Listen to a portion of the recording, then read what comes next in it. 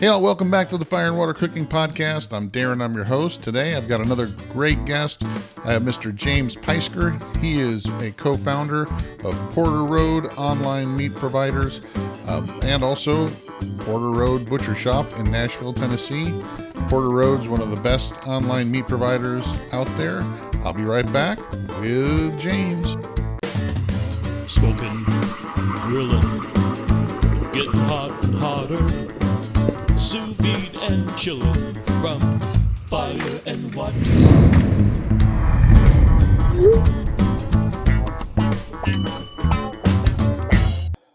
Welcome back to the Fire and Water Cooking Podcast. I'm Darren, I'm your host, and today I've got another great guest, Mr. Jame Peisker, co-founder of the Porter Road Meats, online meat purveyor. James, welcome to the Fire and Water Cooking Podcast. Why don't you introduce yourself and tell us where you're from and what you do? Awesome. Yeah, thanks for having me. I'm excited to be here and talk about cooking today and talk about meats. So I'm Jame Peisker. I am a co-founder of Porter Road, which is the country's only whole animal online butcher shop. So we specialize in being beyond just an average meat company.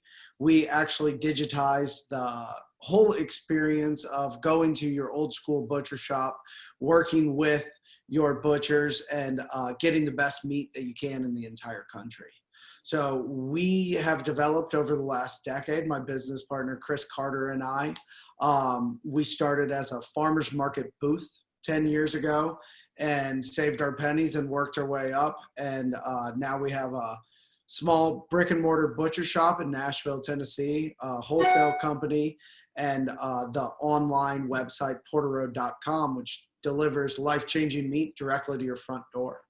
And our whole philosophy is that it raised better, it tastes better.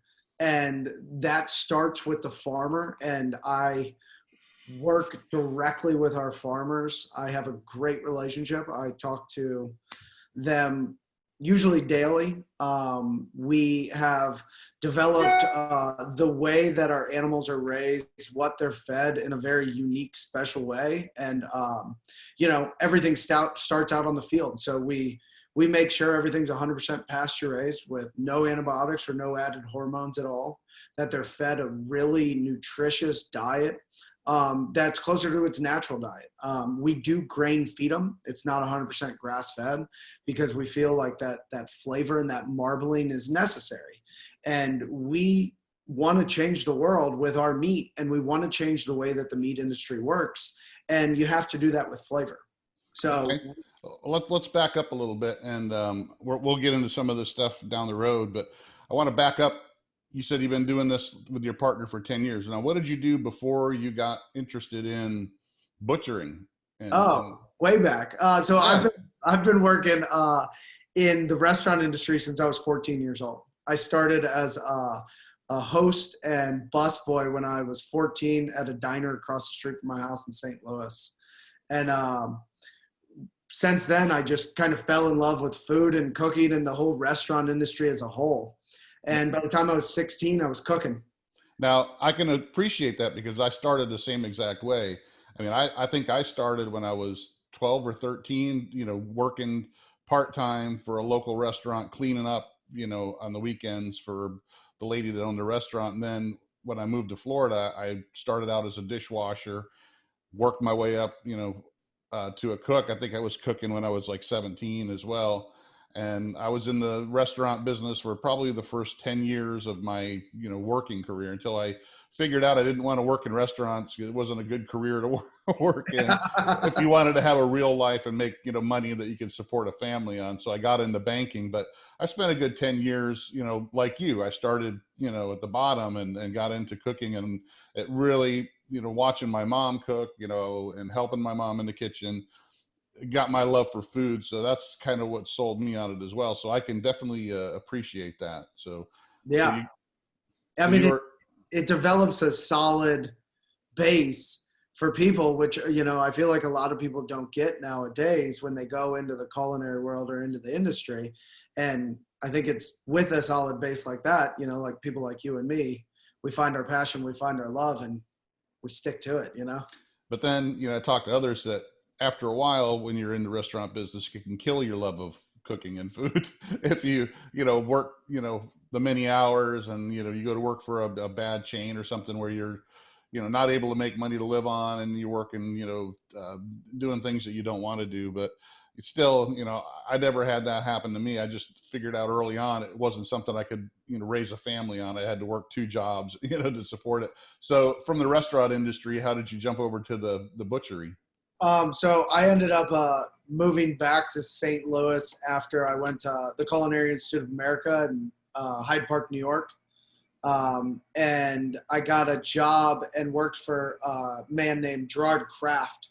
And I worked for his restaurant Niche in St. Louis. And I worked my way up pretty quickly to become one of his sous chefs. And he was all about, local and freshest and the best. And, everything needed to have the most powerful flavor. And that's usually, from a smaller source and from a local person.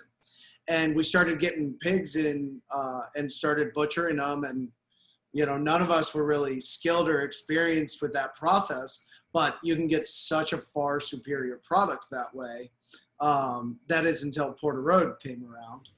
But so that was the way to get it, and that was the way to do it. And I just fell in love with it. And while that whole process was going down, I happened to come across a documentary called Food Inc.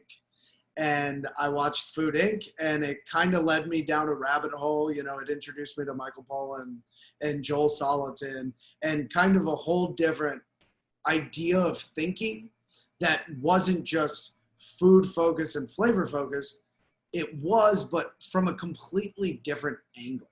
So starting from the farm, working with that, using regenerative agriculture, bringing flavor back into food, starting at the farm, which was a whole new concept to me, because before that, the last decade of my life was training on what do I do with the product here to make it flavorful, not to enhance the flavor that's already in it or bring out the flavors by working with somebody smaller, which was just a whole new idea and concept to me. Then I ended up moving with my then girlfriend, now amazing wife, to Nashville, Tennessee. And I met my business partner, Chris, there. I think we had known each other maybe 3 weeks before we ended up going into business together. When we had our first articles of organization written up, and we were in front of a lawyer who my business partner had known for his entire life to sign, she put the pieces of paper on the table, slid them into us, and looked at both of us and said, I just want to let you both know that this is a really bad idea. And 10 years later, the dude's my best friend, and we have over 50 employees in 3 different states, and we're continuing to grow and add on, and we're about to triple or times 5 the size of our facility in Kentucky. So we're just up and up. It just goes to show you that not everybody knows everything, right? Because, Hey, that's and it's just like restaurants. There's, how many restaurants fail within the first year, but you always have those that, are successful, and that, you just never know. It's you got to make sure you do it right. If, I've seen plenty of restaurants start out, if they don't have the right concept or the right, quality controls in place, or the right employees, especially, it's going to fail. There's no doubt about it. But if you've got especially if you're the person who's putting it together, you got to have the vision and the ability to put it together, and also the passion and the drive to make it work. So, and it sounds like that's what you guys had, you and Chris. Now, so your first business was selling at the farmers markets. Is that what you said? Yeah. So Porter Road Butcher originally started, it was Chris and I, a pig a week. Just one pig? Just one pig a week. That was all we did. We both had side jobs. We both, knew that wasn't going to pay the bills, but we were trying to introduce our idea to the public. And we would just cut it up. We turned it into chops, bacon, sausages, We'd make a pate a week out of it. Like we had this very small, limited menu, and we just created this buzz. And Chris and I put on, our nicest $50 suits that we had at the time, and went to every bank in Nashville, and they laughed us out of the bank saying, "You want to put what, where?" No, nobody opens butcher shops anymore. And we were trying to open it in a neighborhood, which at the time was still very up and coming. There was some traction and things going on, but it wasn't the most sought after neighborhood in Nashville, and Nashville wasn't the most sought after city at the time. 10 years later, lots has changed, and Nashville's an amazing hot city in the South, and East Nashville's a very sought after neighborhood now. So when you started, were you really just dead set on not using boxed beef? Were you buying, half steers, whole steers, processing them yourselves and all that, or? Yeah, the entire history of Porter Road, we have never sold boxed beef. We've never had a piece of commodity meat enter into our stores or our system ever. Everything we've always done has been from small local farms that we vet very hard. Majority, I would say 99.9% of the meat that has been sold through our system has started as a whole animal. And over the last 6 years, everything we've done has been slaughtered at our facility and cut at our facility, everything to our standards. And we know every single farmer that works into our system. We know everything they feed them, everything that goes on. And it's about the transparency and being able to, look our customers in the eyes, or, come to your podcast and tell them that we do everything we can to make sure that our customers have the highest quality product, that our farmers are taken care of, that our customers are taken care of, and that what everybody is getting is only the best quality products, because that's what I want to eat and that's what I want to feed to my family. So, even beyond that, everything we do, it's always been whole animal. It's always been from local sources that raise it the correct way. And then our beef has always been dry aged for 14 days, which is something really unique to us because we have a very big aging house that we age whole carcasses in. And it, dry ages, which is something incredibly unique to us. Majority of meat in this country is called wet aged, which is put into a bag and put on a shelf. What we do is something very unique. We control the humidity and the temperature to create this unique flavor, and it gives the meat an opportunity to dry out a little bit, which is going to evaporate out the water and intensify the flavor in the steak. It's more costly. It costs us more money. Our yield goes down, but for us, it's a better quality product, and it's what we stand behind. And even our burgers and hot dogs are made with that same 14-day dry aged beef. So when you're dry aging it, though, instead of doing the subprimals or the primals, you're doing the whole carcass or half carcass? Yeah, so we do a half carcass for majority of the time, and then we'll break it down, and then certain parts will continue to get aged on the rail longer, and then we'll start processing through other pieces just so our production flow can keep up with demand. But everything is still getting aged, and it's getting aged to about 9 days as an entire carcass, which that enzyme is going to be active for 7 to 9 days after slaughter in beef, which is what makes beef so unique, and which is why we age beef and we don't age other animals. So you don't age your pork or your lamb or anything like that? We don't. We'll let it sit whole for 3 days, which, if you want to call it, that is aging compared to most of the industry, but it's not like a 14 or 21.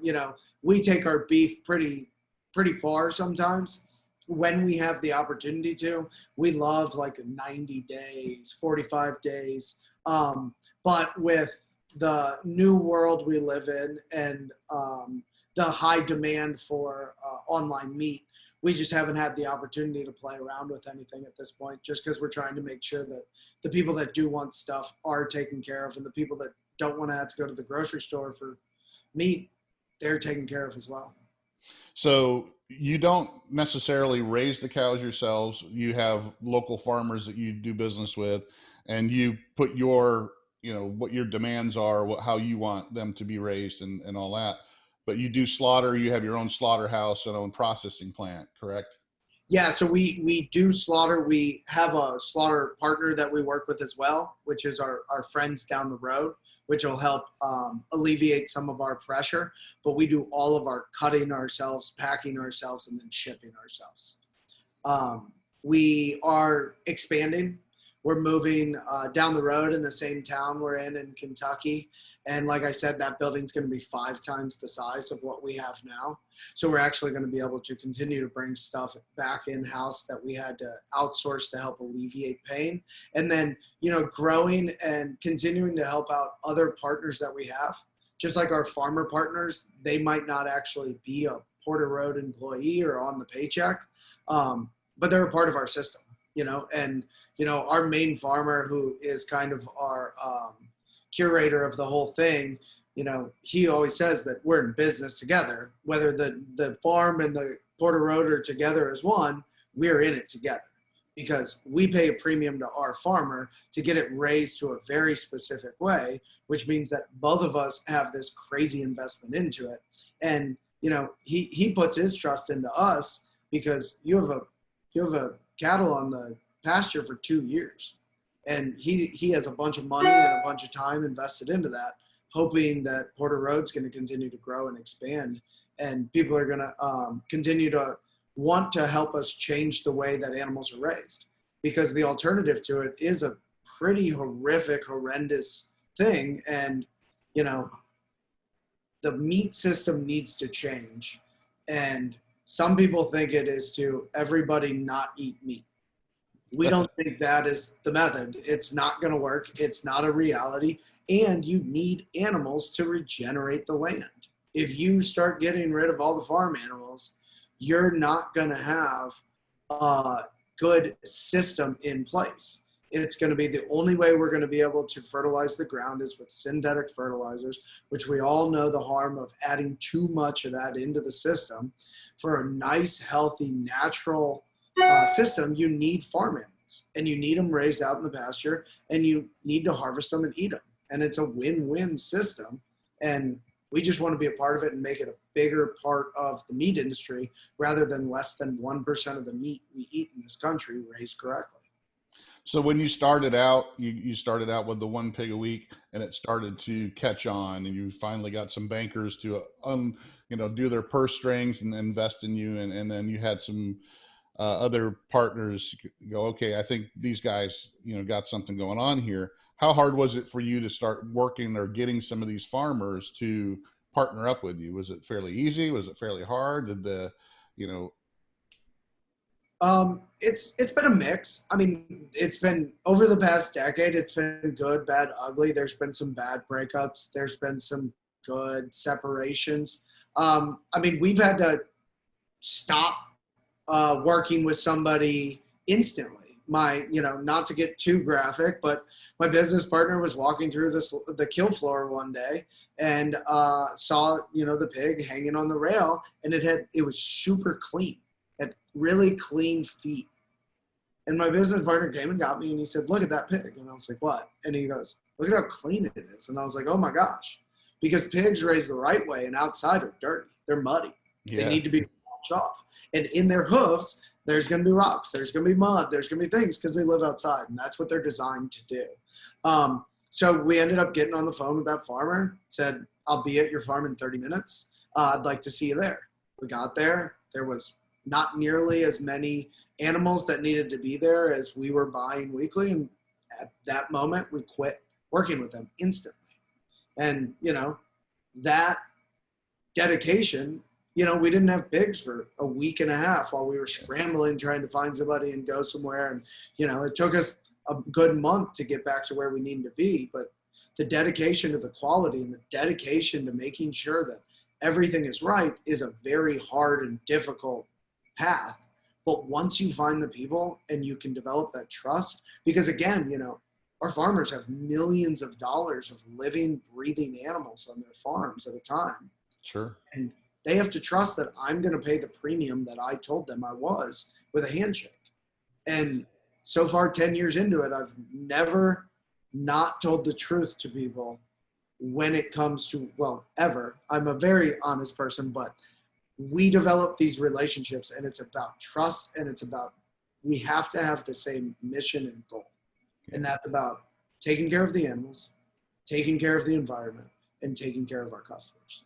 So let's talk about what you just described there, because a lot of people probably don't understand that when you saw that pig, you knew it came from a commodity raised place, because you could tell it wasn't raised out in a pasture somewhere. It was raised in a commercial farm. So the guy was buying commercially raised, commodity type pigs and selling to you as if they were at a premium.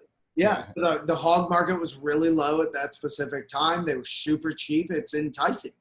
If you want to cheat somebody, and, we're two city kids that were running around, saying we're going to pay a premium if you raise them this way and feed them this way and don't do that, and somebody thought, well, I'm just going to make a quick buck off these guys. And, maybe they did a time or two and we didn't catch it, but we caught it. And if I'm going to put my word behind my product, I'm going to do everything I can to make sure that that is 100% what we're getting.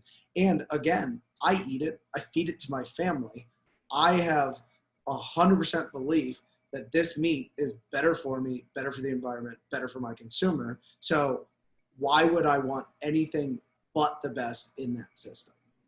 And, we're not a company that's a discount company. We're not a company that, you're going to get these great, amazing bundle deals with. We do have awesome bundles that you do get a discount for, but, we're about quality. We're about making sure that it is absolutely the best, and you don't need as much. You don't need a 3/4 pound burger. You need a 1/3 pound burger and be fine.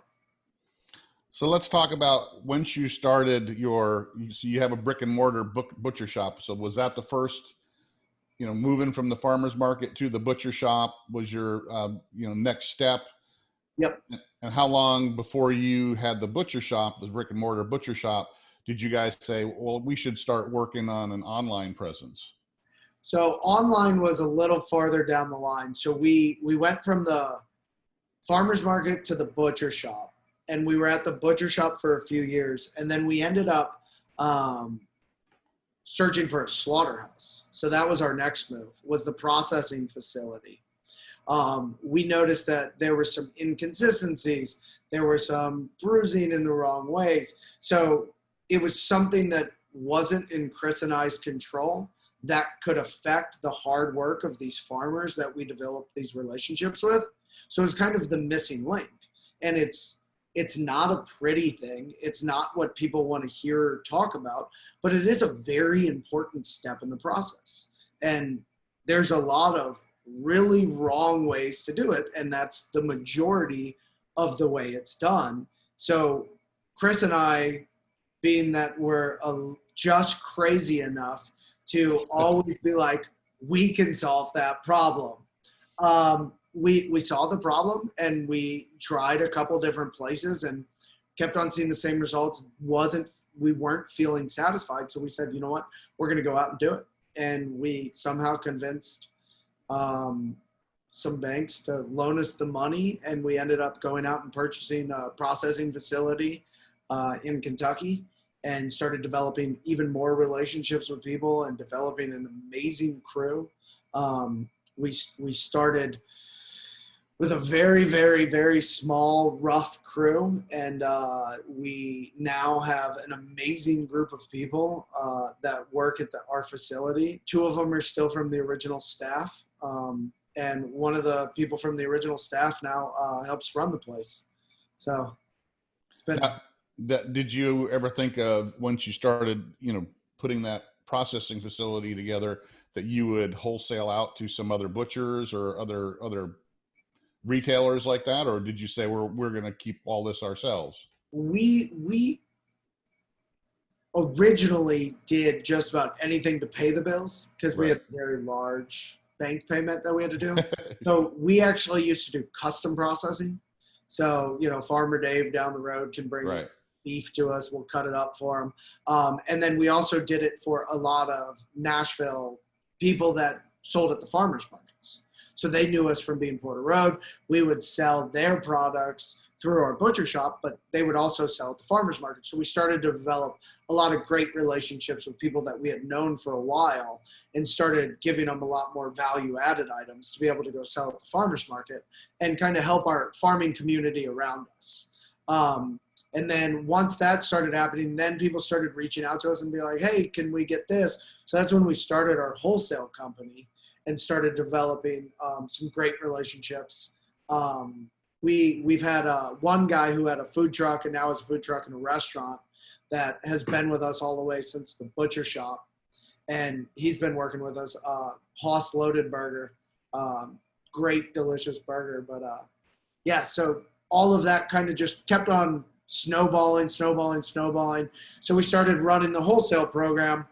And then we got to the point to where after Christmas, Chris was on the phone with one of his good friends and he was walking through the refrigerator and he was on video and he was showing them, and we had just a pile of like Terrace Majors, pile of flat irons, a pile of picanas. And he was like, this is a shame, because everybody wanted rib roast, strip roast, tenderloins for Christmas.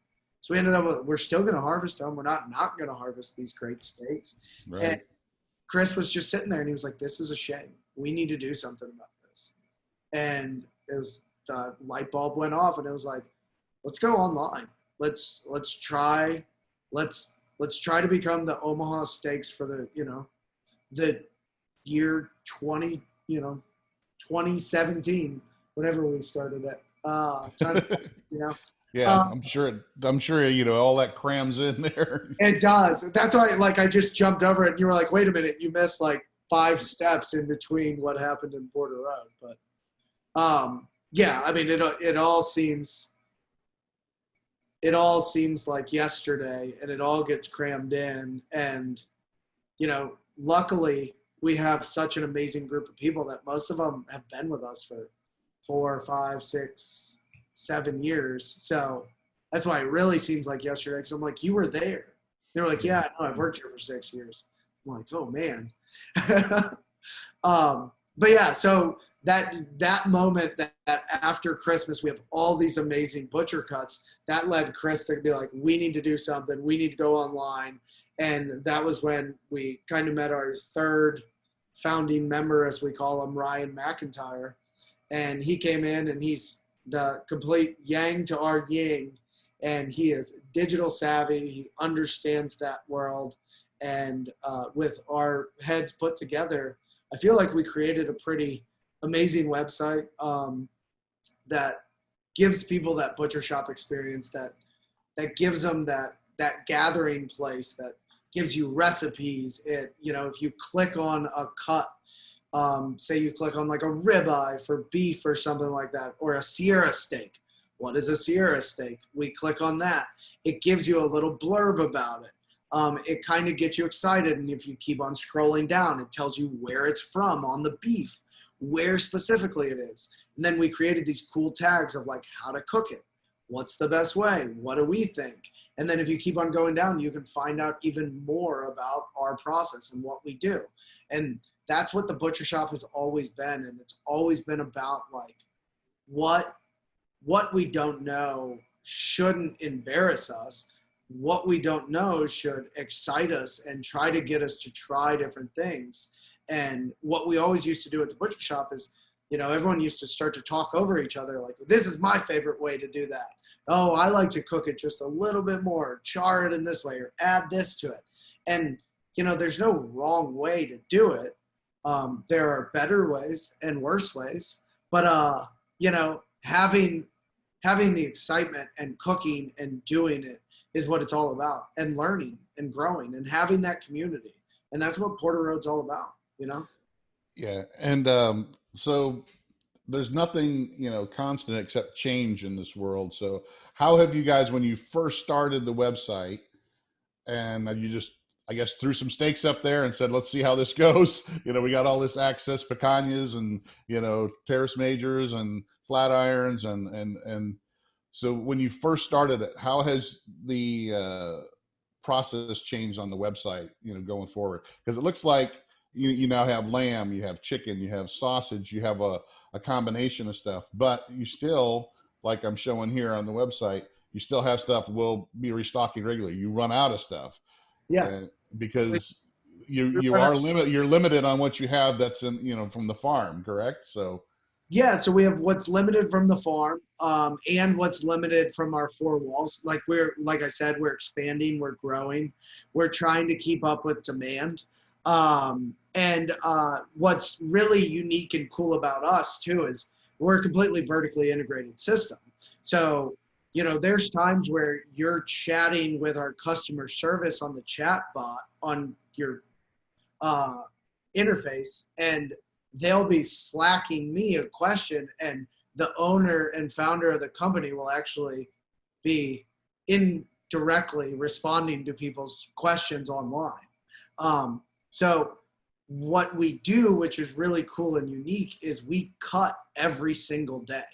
So we're constantly cutting meat. So the website is constantly being updated, because another thing that makes us very unique and very special is that we have a real-time inventory. So we're cutting it, and as it is cut, packed, it gets scanned in, and that means it is there. And all of our steaks and chops, they get shipped out fresh, which is also another unique feature. Well, I have a bone to pick with you on that, because I got the email this morning that this was in stock and it's gone already. No, we had a lighter day, and I think they only did 28 beef.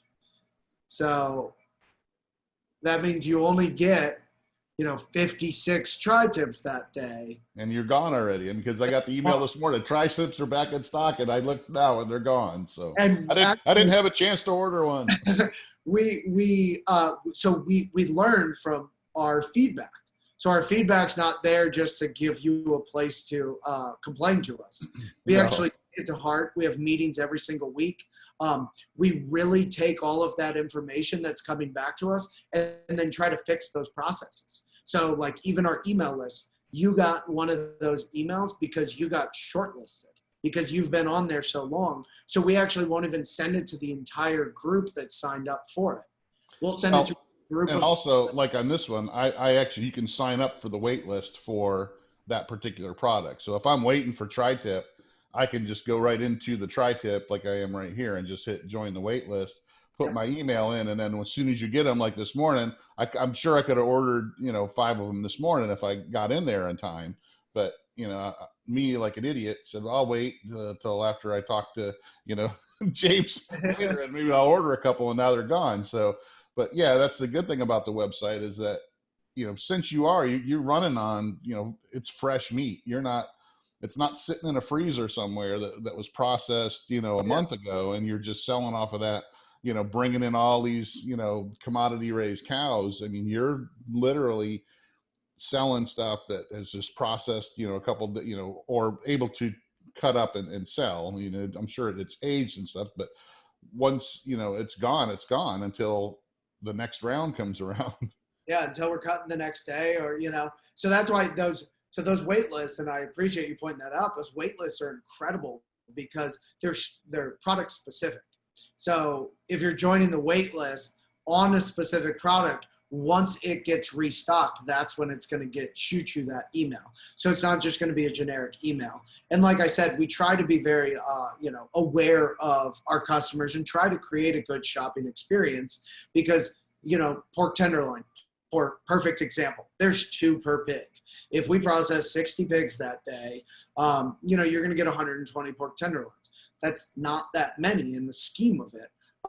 Those will be gone fairly quickly. So what we try to do is make sure that, we trigger the wait list when we know that they're going to be coming. We get it taken care of. Thank you. That picture is wrong.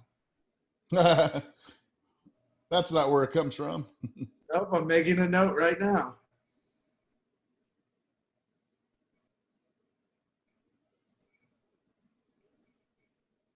No, thank you. Look at that. See, always learning, always changing.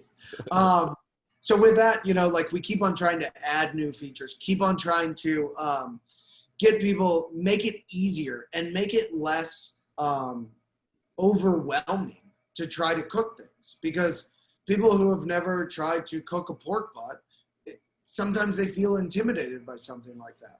Right. And they shouldn't, number one. And number two, like, people have been feeding themselves since the beginning of time. I think we're going to be fine continually feeding ourselves. And it might not be, Thomas Keller's masterpiece the first time you make it, but you still have an opportunity to continue to learn and grow and expand. And then, once people, I feel like, get comfortable cooking, they start to find podcasts like yours and start to pick up these tricks and then start to become part of a community that they feel like, okay, these people are going to help me be successful. And that's what Porter Road not only wants to be your provider of meat, we want to be your gathering place. We want to be, where everyone joins in. And, on our Instagram, it's super fun. The people that tag the photos and then the conversations and the relationships that people develop that met through social media on Porter Road. It's a fun community. One of the things that I also love about your website is you have all these different cuts that people, usually can't find at a grocery store, that they might even have a hard time if their butcher uses boxed beef, finding them at a butcher shop, unless they, special order them and they have to wait, a couple of weeks for them to get in because they're ordering from a processing center that's, in the next state over, and people don't understand that. Even butchers they buy boxed beef. They're just buying like the subprimals or even the primals, and then they're not processing the whole cow. Usually they're getting the parts in and they have to order them from some other place. So, but you have the opportunity here where they can actually go and say, hey, I want to try a tri-tip. I'm in Florida, so finding a tri-tip locally is hard. It is, unless you go to a restaurant supply place that, actually has them, sent in, because usually here it gets thrown into, ground beef. They don't take the time to process it. So. Yeah. Shame. It's a shame. Well, yeah, that's a great point. So Chris and I come from cooking backgrounds. So we focus on flavor, we focus on food, we focus on how we're going to do that. And then out of pure respect for the animal and respect for all the hard work that the farmer has done, we want to make sure we utilize it to the best of our ability. And by turning the whole thing into ground beef, that's disrespectful. You want to make sure we're pulling out every last piece you can and enjoying it for what it is. And, we do something called seam butchery, which is very unique, which means you're actually following the natural seams of the muscles. And what we do is we pull out all these unique cuts off of every animal, and we continue to add cuts all the time. Once we feel like we got the rest of the process down, we try to make it more difficult and make our lives just a little harder, But, just off like the beef shoulder alone, we pull off cuts that most people don't know about. The chuck eye steak, which we call the Prince of the Grill. The flat iron, which is the second most tender cut in the animal. It's a new cut. It was invented in 2001. Terrace Major, the Sierra steak, the Denver steak, the other steaks. Those are the ones from the shoulder that most people haven't heard of. And they're right. Yeah, I mean, usually people don't, because you can't go to a grocery store and find them. And I've watched lots of videos on hand butchery and see where the seams are and how it's literally, I don't see some of these guys wanting to take the time to do that. Yeah, most people don't want to. And there's a lot of people out there who just don't have the knowledge, because a lot of it is new.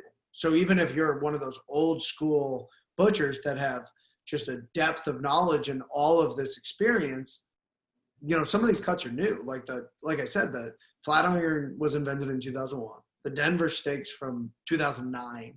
It's like the same animal. It's not like we changed the animal, but it's the way we're cutting it, the way we're doing it, and it just makes it different. And with that, like we at our facility, when we hire people, we generally prefer people with no experience, because then we can train you on exactly the way we want it done, because it is so different from everybody else in the industry. Exactly.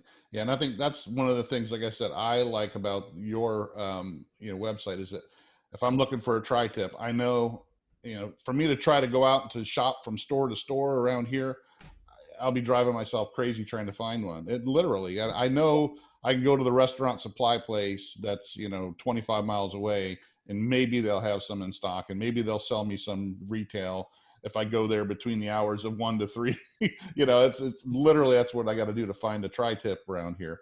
Or I can go to Porter Road and say, oh, they got some in stock this morning, but now I'm missed out. But hopefully they have some tomorrow.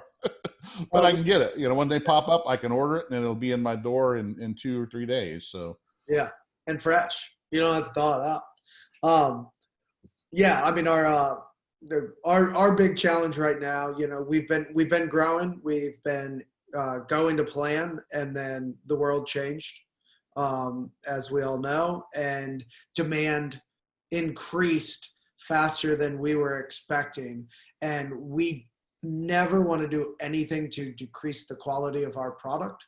So we are trying to keep up with demand, but making sure that everything we are doing is exactly the same, if not better than it has always been. Yeah. So that's also a challenge, because like I said, less than 1% of the animals raised in this country are raised in a similar manner of ours. And we're even more sticklers than most other people, because we're not just looking for a buzzword to slap on our label. We're actually looking for a process that is doing something better for the animal and better for the environment, not just a buzzword. Let's touch on that, because that brings me to the 100% grass fed, because that's always been a buzzword. People in their mind think if, a cow is 100% grass fed, that means that it wasn't, commercially raised and all that, doesn't have the hormones and stuff. But I know a little bit about meat, and I know that you can have a cow that's grass fed for most of its life, but the last 4, 5, 6 months where you give it the right grains to fatten it up, and that's the meat you want. I've had 100% grass fed, and it's gamey, and it's not marbled, and it's tough, and not something I really want to eat again, and it's not any healthier than a grass fed, grain finished meat. So yeah. It's very confusing. There's a lot of misconceptions, and it's just like anything in this world. It started out as a good thing, and somebody was like, ooh, I can make a bunch of money off this, and then started to, just walk the line of like, what can I get away with? And so just like most things in this world, beef in its natural environment is seasonal. So there is a better time to eat animals and a worse time to eat animals. Better time to eat animals and process animals is in the fall, when they're fat and they're ready for winter. That's what we traditionally used to do. We used to put them up, we'd hang them, put them in the cellar, have them, and then process them through. So 100% grass-fed in the way that people think when you say that idyllic way would be that you are out on grass, out on beautiful lush pastures, eating grass all year long. But this requires people to become grass farmers, not necessarily cattle farmers, because you have to have different types of grass for different types of season. So that way you don't have down patches when there's a drought, or it doesn't grow when it's too rainy. So you have to be able to transfer to all these different pastures to make sure that it is right. Unless if you live in climate that doesn't really change much, and it's just super duper grassy, like New Zealand or an Ireland. So in the States here, it has to be very seasonal, or you have to be this masterful grass farmer that you can move these animals to all these paddocks to create a good, consistent, fat animal that's not tough, that's not chewy, that's not super gamey, because that's the majority of what you're going to get if you put an animal out on the grass out back and just let it go. So what most people do, and where majority of our 100% grass-fed beef comes from, is either imported, which is majority of the grass-fed beef we eat in this country, or it is put on a supplement like you were talking about. And the most common supplements that people use are things like cottonseed hulls. So, the byproduct of production, or soybean hulls, something with lots of fiber with really little nutritional value. So then you mix in hay, which you're growing somewhere else and moving in, and then you're feeding them nutrients and things like that. You can also feed them like food scraps. You can feed them things like peanut butter to fatten them up. So then it becomes like, okay, then it's not really grass-fed, but maybe it's still out on pasture. But like you said, you can confine them at that point, because 100% grass-fed doesn't say anything about confinement animal husbandry.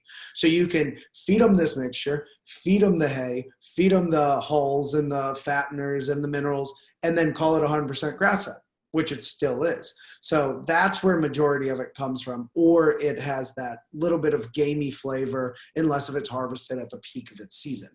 There are people out there that are just experts at doing 100% grass-fed beef. It is more expensive because they need to be let live longer, and it takes a lot more skill and time and care. So the price is so much, and it's still gainier because grass-fed beef is naturally higher in those omega-3s, which is why it is healthier for you, but it tastes fishy. And we associate omega-3s with seafood because they're so high in it. So when we get those omega-3s into our meat, like our beef, we as Americans especially don't like those two flavors necessarily together. So the health benefits that we're looking for are the things that are kind of off-putting us in the flavors side of it. So that's why we do what we do, which is 100% pasture-raised, out on pasture, not in confinement, walking around on grass. They can eat whatever they want, but they're also fed a mixture daily, and it's predominantly hay or haylage, which is fermented grass, and then a mixture of corn and then whole soybeans, which gives them the fat. It's not a byproduct like most animals are getting, and then minerals and vitamins. So it just makes them healthier and happier. So long and short, I'm long-winded, which you've probably learned already. Well, that's good, but people want to hear this stuff because, I think one of the things that, when people hear buzzwords like, how many times have I seen something that says it's gluten-free, and it's gluten-free because there's no wheat in it. So why would you stick gluten-free on that? Yeah, like some ground beef, gluten-free. Exactly. It's like, you see that stuff all the time, and you just scratch your head and go, they're just using that buzzword for, to make people feel warm and fuzzy. So, I think people really need to understand from somebody who's in the industry, that's not, totally against the, commodity raised meat like you are, to understand that not all grain fed meat is bad, and that's what people have been sold on, though, is that grain's bad because it's commodity raised and they just feed them, garbage. It's not true. Yeah. And, like, you can have good grain fed, you can have bad grain fed, you can have good grass fed, you can have bad grass fed. It's about knowing where it's coming from, and it's, knowing what the philosophy of the company is, which is important. And it's, just about anything in life, because most of what we do is digital. Most of what we do is at home nowadays. And, you just have to be able to develop that trust and that relationship. And if it's a company that banks and relies all on buzzwords to live off of, maybe go into that a little more skeptical if they're just super vague with just buzzwords. Because, if it's a company that sells 100% all grass-fed beef, this, that, the other, where's it coming from? Because majority of that's going to be from Australia, New Zealand, because that's where I believe it's like 80% or higher of our grass-fed beef is imported. Right. And then, it's you're going to deal with that in any industry, but I know, and like you were saying before, that your business has increased with this whole COVID thing, but it's happened with even the grilling side. I've talked to some guys that work for grill makers. The last couple of podcasts I had, one was Hasty Bake and one was S&S grills, and they're in the same ballpark, that people staying home more because of this thing, and they're, getting cooking more at home, ordering more stuff to be able to cook at home. So I think that some businesses like yours, where people, hey, I don't want to go out, I want to order the beef, into my house, so I don't have to leave the house. It's going to help out, and but Absolutely. And hopefully it sticks and people continue right, to do it and people continue to get excited about it. And, a steak that you get at Porter Road, a ribeye, it's a 14-day dry aged steakhouse style ribeye. You're going to pay, 20 something bucks for it. You go to your fancy steakhouse and you're buying $150 steak because they right. put fire to it. So I know we're kind of running long here, but I want to kind of touch on this one last thing before I let you go. And I don't think a lot of people understand the grading that's done. Usually when you'll see it at the grocery store, you got prime, you've got choice, you got select. You guys don't do any of that. And could you explain to people who might not understand why that you guys don't have your meat graded like that? Yeah, absolutely. So grading the meat is more of a industry focused thing that the meat companies developed and kind of pushed on to the USDA. And it's really focused around feedlot beef. So that's the whole grading system is pushing feedlot beef. But as you can see from just the random selection of pictures that you were pulling up, and if you want like real life tutorials, go to social media and you can see what we actually send people. But the quality of our stuff it's a very high quality. It has lots of intermuscular fat to it. And when we talk about grading, we're talking about the USDA grading system like you were talking about, and it's only really done for beef. And what they're looking at is they're judging it by the age of the animal, the intermuscular fat or the marbling of the animal, and the size of the eye and the cap on top of it. So what people are looking for is you want a big, nice eye, a small but good fat cap, not too much, not too little, and then a lot of little dots of intermuscular fat. So what you're focusing on is the more little dots, the better. To where what that's going to do is make it a very juicy, delicious fat or juicy, delicious steak because of the fat content in it. That's not saying a steak without a whole bunch of marbling and fat to it isn't going to be good. It's just not going to be as fatty. So we don't grade it because that would require us to have a bunch of different SKUs onto our website. And because we purchase from such small farmers, we don't want to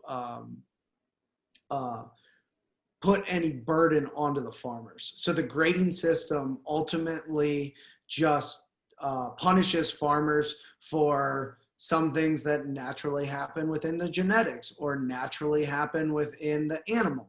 Me and my business partner, we are, two guys around the same age, around, the same race, all this, but we're completely two different build sizes. And sometimes that happens with animals. And sometimes one animal likes running up and down the hill more than the other animal. So we don't want to penalize our farmers by if they end up bringing us a choice beef rather than a prime beef, I'm not going to punish them by giving them less money, which is actually what happens. And it creates a system that is developed by people in suits and not people in boots. And it punishes the people that are doing all the hard work. So we like to make it simple for our farmers. We give them a price and we stick to it for about 6 months. And we feel like the quality and the consistency that they bring us is up to Porter Road standard. And if it wasn't, we wouldn't cut it and put it in the system. We would find another outlet for it rather than sell it online. Awesome. So what about the different breeds of cows? So most of the stuff do you guys get, is it Black Angus? What is it? I mean, because there's other companies out there, they sell, Americanized Wagyu, which, may be crossbred with other. Yeah.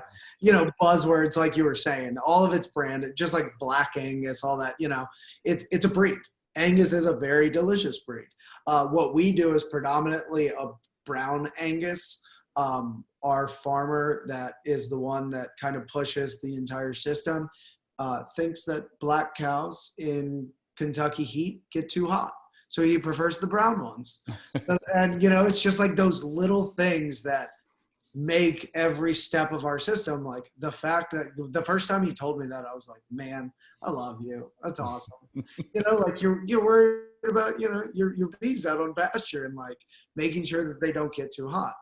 Granted, all of his pastures have treed shades and all that, and they have, the corners that they can go to, but still, the fact of the matter. So a lot of it is brown Angus. There is other stuff mixed in from time to time because nothing is completely controlled, and majority of it is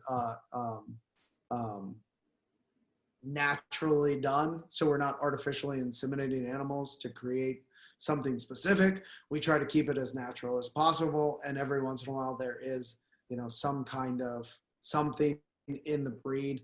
It happens a lot more with our pigs than it does with our beef. Our pigs predominantly breeds are Duroc and Yorkshire, two heritage breeds that we like the traits of best. But every once in a while you'll get like a really big fat cap, and you'll know that like it has some red wattle blood from somewhere down the line. So you'll see these traits, and the way that we prefer our animals raised, we're willing to deal with those inconsistencies a lot more than the commodity world is, that says, if you don't fit into this small little box, I'm going to punish you and you're going to get less money and you're going to have to be the one that pays the price, even though I'm still buying it and I'm still going to make money on it. You're the one that did wrong.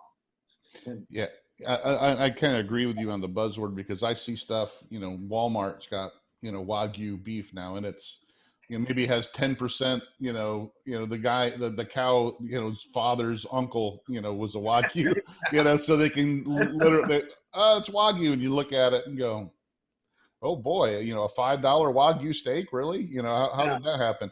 And it's like Kobe, Kobe, people abuse that name as well, trying to put it on things. And even Snake River Farms puts it on stuff. I'm like, you can't put Kobe on something that didn't come from Kobe, Japan. I just don't understand why I understand why they do it. They do it to get more money and take advantage of people who don't really know any better. And I'm in the Facebook groups all the time with the barbecue and the sous vide, and I see it all the time. People take a picture of this, steak at Walmart. It says Wagyu on it, and they go, "Ooh boy, Wagyu," and it's like, it's not Wagyu, okay? It's not going to be much better than the prime that you get. So it's yeah, I mean, it could even be worse. Like yeah. You don't know, and a lot of those like those type of situations that you're in, because lots of people talk about it and they talk about the price and all of this. You generally in life, you're going to pay for what you get. Right. There are people out there who are trying to scam you, and there are people out there who are just trying to give you a great deal. But majority of time, you're going to pay for what you get. And when you go into those type of places and you're like, oh man, this is, too good to be true, maybe question it. And, like a lot of those places, sometimes, you might even buy a ribeye from one of those big boxes, and it might have been mechanically tenderized or injected with flavorings, because that's a pretty common thing. And the print is like this big on the package. And, just be aware of that, because there are health dangers involved with mechanically tenderized meat and not cooking it all the way, but also like you're tricking your taste buds. Yeah. You think what you're tasting is flavor and nutrition naturally occurring, which could be just. Or like you said, with the mechanically tenderized, you're thinking that this is a tender steak where they just pounded it into it. And Costco does, mechanically tenderize. I don't think they hide that fact. They stick it on there. I was skirting around. But the reason they do that is because they don't wet age anything. They take it from their processor and shove it right into the store as quick as they can get it. There's so many tricks and stuff that people do, and that you just got to understand where you guys are coming from. Is you look at overall quality. You don't use buzzwords. It's, you're going to get something that was, very fresh. If it's in stock, it's in stock. Get it, it's fresh. So, what else you want to talk about? Where is the future of Porter Road going? Hopefully changing the world. That's our goal. It's a pretty small mission statement, but we want to, we want to change the way that meat is thought about and talked about and consumed and purchased. Online is the way that a lot of things are going, but we ship in 100% recyclable, biodegradable packaging. We ship with 2-day shipping time generally. You'll get it very fast. We want to be a grocery store alternative. We want to be that butcher shop alternative. I would retire and leave this world a happy man if I could say that I helped change the way meat was raised in this country, because the fact that less than 1% of it is raised in a sustainable and responsible manner is a shame to all of us. It's a shame to our taste buds that we have to eat that crap, and we should respect ourselves and respect our country and respect our fellow citizens enough to start to raise animals in the right way and raise food in the right way and pay the people that do it the right way. And it all starts with, the backyard cook, the person that wants to do it. And, sometimes it's worth it to pay the little extra and smoke one amazing pork butt rather than 4. That's one thing. And I think, getting back to, we didn't talk much about sous vide or what I do, but one of the things that comes up in my groups, or people ask me all the time, is, well, I took a ribeye and I sous vide it and it didn't come out good. And a lot of people will discount the fact that the quality of meat really is important to what you're doing. It's, any cooking method is just a cooking method. If you're starting out with a crappy piece of meat, it's going to be a crappy piece of meat. You can try to make it better, but a crappy piece of meat's a crappy piece of meat no matter what. Yeah, 100%. Yeah, you're absolutely right. And, you can do all the tricks. You can do all I put, bouillon cube and I can't believe it's not butter and this in wrap your brisket to make it taste good. Or, you can make it actually taste good by starting, like you said, with something that is quality. And, really, like, I love sous vide. Sous vide is one of my favorite things. I was a molecular gastronomy nerd when, in like 2008, 2009, when it was huge and I was still in the kitchens. And like, we used to try to sous vide everything. I think there is a place for it, and I think they're in the place for it. And if you have a high quality, delicious, amazing ribeye, like from Porter Road, you don't necessarily need to sous vide it because it's going to be aged, it's going to be tender, it's going to be good. And I love sous vide to help enhance products, like make it something that it couldn't be on its own, and then bring it to the next level. Like, sous vide a Denver steak for like 2 days and then charring it on a grill, and then you can like squish it. And it's like, I do it with top round, because top round, London broil, whatever you want to call it, is usually tough no matter what you do to it. So I that's my wife's favorite. There's no fat on it. So, but I can take that, top round and sous vide it for 24, 48, 36 hours and get various degrees of tenderness. I can do it for 24 and it's more like a strip steak. I can do it for 48 to, 36 to 48, and it's more like a filet in tenderness wise, and still be in the medium to medium rare range. So, it's things like that I use sous vide for. Everybody thinks that, oh yeah, it's great for just to cook a regular steak. And it's like, well, that's not even close to what sous vide can do. Yeah. It can make a medium rare brisket, and then you can put it on the smoker and get some smoke and bark to it, and you have a medium rare brisket that you couldn't make any other way. So, it's things like that, that's what I try to focus people on, is get away from cooking a steak with sous vide, because a good steak's going to be a good steak no matter how you cook it, if you cook it right. Mm-hmm. But use it to take some things that maybe you couldn't, that you can make better by using the methods, and then by actually, combining the smoking or grilling or, barbecuing with sous vide. So have you guys ever thought of, opening up franchises or, more brick and mortar butcher shops, or I mean, has that come to your mind at all, or is it strictly going to be the online growth? Well, Chris and I are always trying to scheme up new things with trying to figure out how to encourage people and keep on pushing people. We have some things in the works. Obviously, everything that was in the works in January is way different than it is Yeah, now. everything's Um, changed. yeah, so our year plan, like we spend a lot of time with projections and forecasting and trying to figure out where we're going to be, where we're going to fit in. It all revolves around the one goal of trying to change the world. So whatever, if it's more brick and mortar places, so that way we can keep on encouraging people to cook and get out of their comfort zone, we'll go down there. But right now, for the rest of the year, my focus and my goal is efficiencies within our systems across the board, and continuing to try to create more products that are available for our customers. Because as you've seen, and as our customers will know, things go fast. They get restocked daily. Middle of the week is by far the best time. That's when we're most stocked up. Middle of the day, middle of the week, I would say that's when you should try to be shopping. That's one more thing I wanted to kind of touch on. Ooh, something, my desk is falling apart. And I wanted to ask you, I should have asked this earlier, but you just started recently offering subscription boxes. And is that kind of where did your customers kind of start demanding that because of some of the other companies out there that offer that, like Butcher Box or what have you, and they've seen that and they kind of ask you to offer something that way?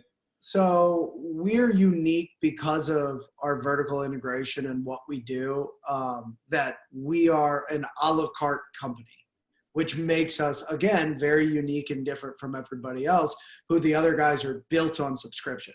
You have to be there for a year, and that's the only way they make money. We wanted to be an alternative to a grocery store. So we wanted to give you the flexibility. And through our, 2+ years being online, we've learned that people do want subscription. So we offered it as a service to our customers, so that way they can put it on, not necessarily as our only lifeblood. So we do it for the convenience, and we're actually in the process of working with our developers, trying to figure out how to make that a better experience too. We're working on the process. It's not there yet, but we're working on the process of being able to easily add items that are currently in stock to your subscription by sending you an email and saying, hey, your subscription is going to get filled next week. Would you like to add anything? And, always trying to develop. Our digital team is incredible, and they are very reactive to what our customers tell us.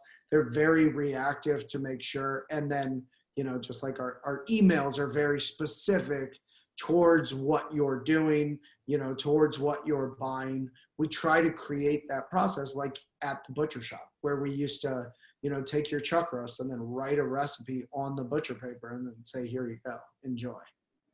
Well, that to me just tells me you're listening to your customers. So those are, what's important to you is what your customers are asking you for, because I would never, myself personally sign up for a, subscription box, but I know that there's people they like the convenience of it. They like the, hey, I know every month I'm going to get this and this box is going to come on this day or what have you. But just like I said, it just tells me that you guys are always looking at what your customers are asking for. So, but all right.